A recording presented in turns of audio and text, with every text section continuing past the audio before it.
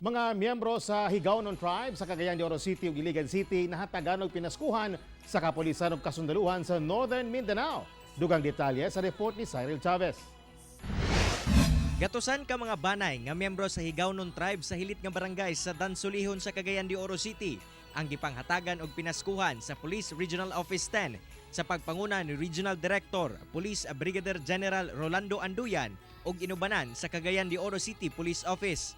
Gawa sa pagpanghatag og relief food packs, ginilasab nila ang mobile library aron malingaw ug makatuon ang mga bata sa lugar. Programa sa atong regional director nga matag kausulugan sa iyang adlaw na tawhan magpahigayon og mga outreach program. So nag-uban ang Cagayan de Oro City Police Office ug atong PRO 10 sa pagpahigayon og mga outreach program.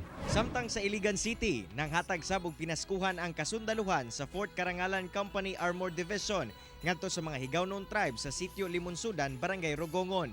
Ana sa 315 ka mga bata ang napakaon og nakadawat og regalo.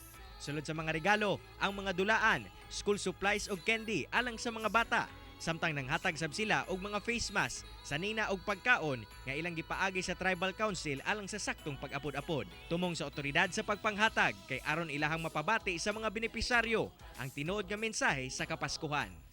Kauban si Jade Gavas sa kamera. Ako, si Cyril Chavez para sa One Mindanao.